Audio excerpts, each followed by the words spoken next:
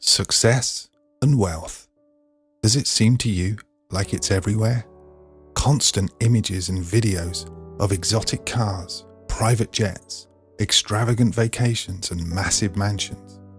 People making companies, people selling companies, people earning millions, people earning billions. It seems like success and wealth is abundant, but how about you? Do you suffer from a lack of success? A lack of money? Do you look at successful people and wonder why you haven't achieved the same level of success as they have done? Do you ask yourself why some people gain vast fortunes of wealth and you don't seem to be able to? Have you ever looked at a rich person and asked yourself, why them and not you? Are they more educated than you? Probably not. Do they work harder than you? It doesn't feel like it, especially as you've been putting in so many hours at your job lately. Were they born into money? It's possible, but perhaps not. Studies show that around 75% of billionaires are self-made. It's baffling, and you've been racking your brains thinking about this. You're getting more and more frustrated, feeling more and more like it's out of reach. You ask yourself, why has money and success eluded me? What am I doing wrong? Why can't I be rich and successful? You go around in circles asking yourself these why and what questions over and over again. Why can't I achieve this? What is their secret? What are they doing that I am not? But the biggest question of all you ask is, why not me? Well, today is the day you stop asking yourself the why and the what questions. Today is the day you will start to ask yourself the who question.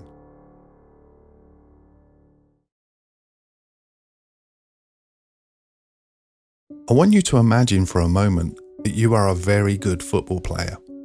You play for a team in your local city and you are by far the best player on your team. You score all the goals. You always win the most valuable player award in every game. You are the reason that your team wins. Now imagine that circumstances change one day and you have to move to a different city. You are without a football team, so you quickly find a new one. However, on this team, things are different. As you begin to train with this team, you realize that all of the other players are way better than you. It's not just the fact that they are better players. Something else is different too. There is a different level of commitment about them. They take the game more seriously. They train longer and harder. They study tactics and analyze their opponents for weaknesses before they play them. They eat a diet that maximizes their energy level and performance. Their whole mindset and approach is elevated. They are outperforming you in every aspect of the sport. In the beginning, it shows. The coach puts you on the bench, preferring to play the better players over you. So what do? You fight. You're not going to sit on the bench. You feel like an outsider. You're going to get into that team. That's where you belong. You start to take training really seriously. You train harder and for longer. You practice your strengths while intensifying your focus on your weaknesses. You study. You learn the tactical side of the game. You change your diet and overhaul your mindset. After months, the work pays off and you manage it. You get into the team and continuing these habits, you become a regular name on that team sheet. Now imagine that a situation arises where you have to return home for a period of time. While you are back, your old football team invites you to play a game with them. What happens next shocks you. You notice that you are still the best player on the team. That is not surprising to you. However, what shocks you is how much better you are. It's only now that you realize that you have improved your playing ability by a huge margin. You have elevated your game to a level far beyond your old teammates. Further to that, you are more serious about the sport than them now. They don't understand why you would want to train for longer or pay attention to your nutrition. They think and act completely different to you. This story about football is easy to relate to, as it illustrates how having better players around you raises your game. However, there is much more to it than that. You see, this just doesn't apply to sports. Its message also applies to achieving success in all aspects of our lives, and it most definitely applies to the amount of money you earn. This is because of one simple truth. Your success in anything in life is a direct reflection of your peer group. Why is that? Why would our peer group be such an important factor in our success? Well, here's an example that's going to show you why. Imagine if you were to start your own business, but all of your peers worked in normal 9-to-5 jobs. In this scenario, your peer group cannot help you much. Yes, they will support you and wish you well, but they cannot elevate your game in the business realm. The cold hard facts are that they cannot teach you best practices when running a business. They cannot help you avoid mistakes when starting a company, and they cannot relate to the problems you face. If you are a business owner surrounded by peers who are working in regular jobs, then in a business sense, you are the highest achiever in the group. While it could be possible to achieve success in this way, it would probably involve making a lot of mistakes, and it would probably take a long time. But perhaps what is more important is the level of success you could potentially achieve in this scenario. You see, if you are the highest achiever in your group, there is no one above you to inspire you to reach higher success. Your level of success will only rise to the extent that you believe is possible within your mind. Compare this to a scenario where you start your own business, but this time you manage to surround yourself with successful business-owning entrepreneurs. Imagine for a moment that these peers are achieving success at a level that you could never believe was even possible. Imagine that they are operating large enterprises. In terms of business ownership experience, this would make you by far the lowest achiever in the group. Can you imagine how this would inspire you? Just for a moment, paint a picture in your mind of hanging around with someone your age or younger, absolutely crushing it in the business world, achieving the kind of success that blows your mind. Do you think this would push you? Do you think this would inspire you to raise your goals?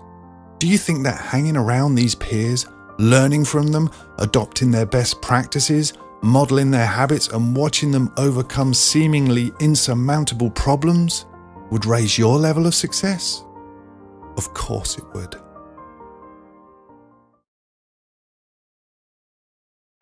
You see, success is mindset and habits, and you pick up both from your peers, good or bad. If you hang around with people that sit around all day being lazy, you will sit around all day and be lazy. If you hang around people with small goals, your goals will also be small. And on the flip side, if you hang around with people that practice the habits that lead to success, you will practice the habits that lead to success. If you hang around people with ambition, then you too will have ambition. This is because, as humans, we just want to belong, and we will conform and adapt to belong in whatever group we are in. No one wants to be the odd one out in the group.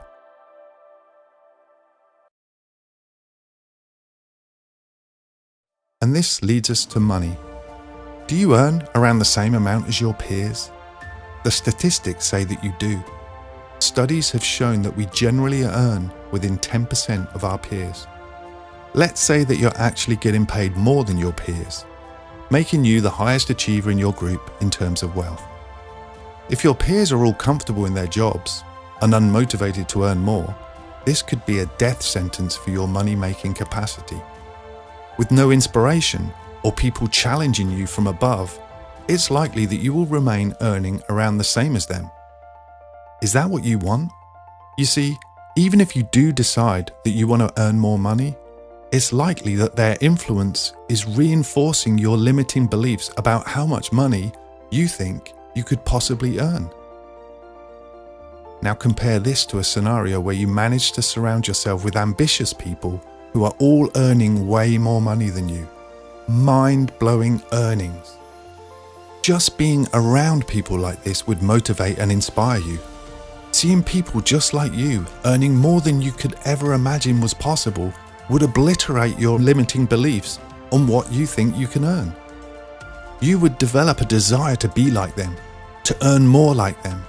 That desire would lead you to find the ways to earn more money, maybe through learning a new skill or working towards achieving a promotion. You would turn your money radar on and begin to look for the opportunities to earn more because you would be seeing people around you already doing it. The achievements of your peer group, coupled with your desire to belong within it, would drive you to raise your game.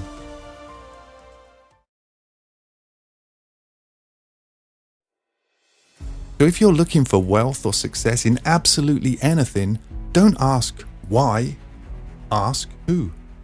Take a look at who is around you. Are you surrounded by people who are playing at a higher level or a lower level than you?